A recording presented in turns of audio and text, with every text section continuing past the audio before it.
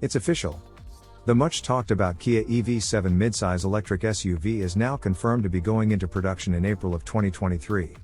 Kia's announcement on the future production plan included the official termination of the much cherished but underperforming Stinger by December 2022, which will be sold as the end-of-the-line 2023 model in some countries. The production line of Stinger at Kia's Sohari factory in Korea will be replaced by the new hybrid version of the Kia Carnival minivan. Another product that's being added to the production line will be none other than the new EV7 SUV that will be the follow-up to the award-winning Kia EV6, which along with its sibling IONIQ 5, is capturing just about every car award available in the free world. In this episode of AutoVision, we will explore what Kia has planned for the second dedicated EV of the EV series of electric cars, as part of the 14 model EV full lineup expected to be completed before 2027. So, before we go on, we'd highly appreciate your support by subscribing and turning on the notification bell if you haven't already. And please don't forget to like, comment, and vote on the question that's presented at the end of the video. The second dedicated EV from Kia is internally known as MV, which stands for medium SUV for M, and Kia EV for V, and sure enough, the new EV will be a full-fledged SUV, unlike the crossover EV6, which is actually considered a sedan by its codename of CV, that stands for semi-medium sedan. And although the official name designation has not been confirmed, it will most likely be called EV7, as the naming convention also dictates that odd numbers are to be SUVs and crossovers, and even numbers for sedans, coupes, and hatchbacks. Therefore, as seen from the spy photos, the shape is an unmistakably boxy and purposeful SUV with a taller and flatter roofline that's clearly different from the more tapered look of the EV6, despite the overall styling being a derivative and an extension of the sleeker sibling. This is obviously to render as much interior space and headroom as possible, which was probably the only major shortcoming for the people that were looking for SUV level of space in EV6. Also, as a proper SUV, its ground clearance and overall height are higher than that of the low-slung EV6 crossover. However, as far as the overall dimension of the new EV7 is concerned, it will be very similar to the EV6. Although most people are easily fooled by its sleek appearance that it's a compact car, the EV6 has a long length of 4,695mm or 185 inches, and a wheelbase of 2,900mm or 114 inches, which is actually the same as the large 3-row Kia Telluride, the current king of Kia SUV, until of course the new EV9 comes out with the size equivalent to Chevy Tahoe. Accordingly, the new EV7 is expected to be a 3-row SUV, with the capacity to carry up to 7 passengers, very much like the bigger sibling Kia Sorento. However, from the internal report that we have obtained, and evident from the rather compact appearance of the EV7 prototype as spied last year, the overall size won't be quite as big as the Sorento, which measures 4,810mm or 189.4 inches in length, and 1,900mm or 74.8 inches in width. The size of the new electric SUV is in fact, actually closer to the new long wheelbase Sportage that's being released in North America, Australia, and the domestic Korean market, with the length of 4,660mm or 183.5 inches. The latest best-selling Sportage compact SUV is actually not quite compact anymore, and became somewhat of an oddball in terms of classification, because the long wheelbase version has become so much bigger than the outgoing model, with the increase in the length by an incredible 180mm or 7 inches. In fact, the new long wheelbase Sportage is so large that it actually has more interior space than the Hyundai Santa Fe SUV, which is supposed to be one segment larger.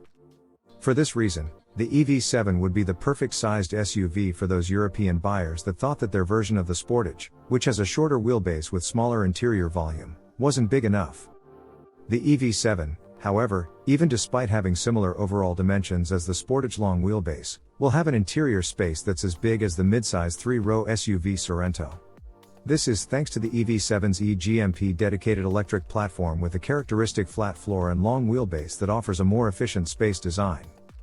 As an eGMP-based EV, the EV7 will also benefit from its unique features, such as the ultra-fast 800-volt charging architecture that could charge from 10 to 80% in just 18 minutes, as well as the innovative V2L and V2G bidirectional charging system that draws power from its battery to power electronics, another EV, a whole house, or electric grid to sell back the excess electricity. As for the drivetrain, it will share a similar power electric system as the EV6.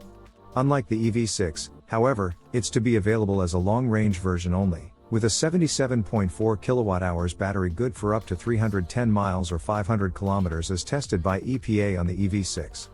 The actual range may be even longer for the EV7, thanks to recent improvements in efficiency as seen in the products like IONIQ 6, which uses the same drivetrain and posted up to 650 kilometers or 400 miles while being tested.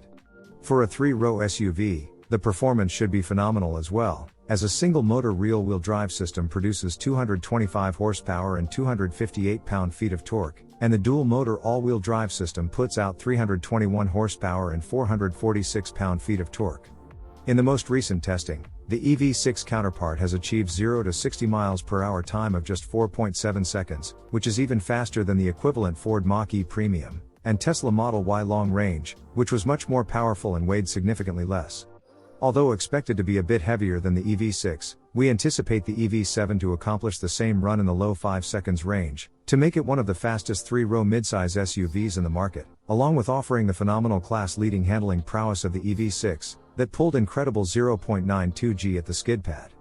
Furthermore, as a proper sports utility vehicle, the all-important towing capacity should be a whopping 1,600 kilograms or 3,500 pounds just like the EV6. As for the interior, the recently captured spy images of the EV7 in China revealed the interior for the first time. Although the model exposed is a very early prototype that's actually using the Hyundai IONIQ 5-door panels, and roughly finished generic center console, as well as much of the important features being covered, it's apparent that the overall size and ambience match that of the long-wheelbase Sportage or Sorento. Also, the intel that we have received suggests that the EV7 will be the first Kia EV to receive the 14.5-inch LCD as part of the curved panoramic display. The 14.5-inch display is already being used in high-end Genesis products like the G80 sedan and GV80 SUV, but this will be the first application of such technology in mass-market brand Kia or Hyundai. If the LCD that's more than 2 inches larger than the existing 12.3-inch ones used in the current EV6, and used in pairs to form a panoramic display, it would undoubtedly be one of the largest displays found anywhere in the mass-market product realm. Another significant innovation applied to the new EV7 is expected to be the Level 3 self-driving autonomy called HDP or Highway Driving Pilot, which is the same system that's in the latest Genesis flagship G90 sedan, that utilizes 2 LiDAR sensors for front and rear to provide the truly hands-free driving experience, and making the EV7 the first Kia car to have such advanced feature, improving on the Level 2 system called Highway Driving Assist 2, found in the EV6 that only provide partial automation.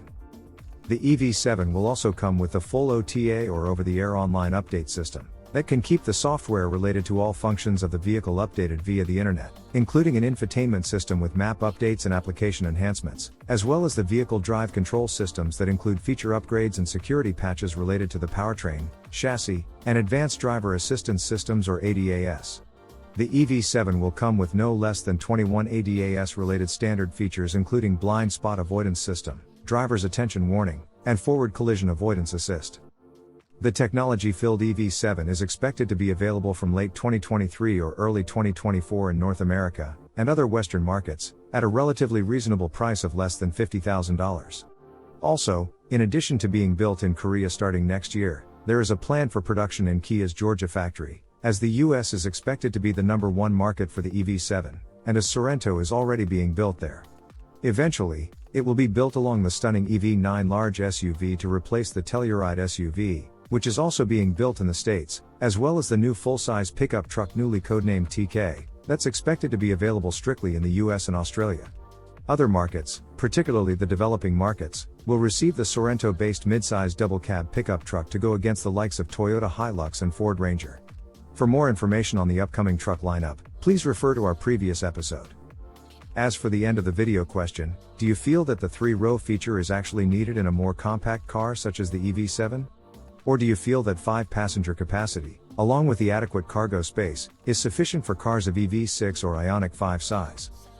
Please vote and share your views by clicking on the link in the comment section below or in the description. Thanks for watching AutoVision, your best source for the fastest Korean car news and rumors. Don't forget to comment, like, subscribe and click on the notification bell, as not to miss any of our new videos. It would help the channel greatly if you could view our videos as soon as they are uploaded, and watch them all the way until the end, which would help to reach more people. Also, to support our channel even further, please join our membership and enjoy the exclusive content and preview of the upcoming episodes. Finally, don't forget to join our forum and share your passion for Korean cars at KoreanCarNews.com. See you next time with the latest Korean car news.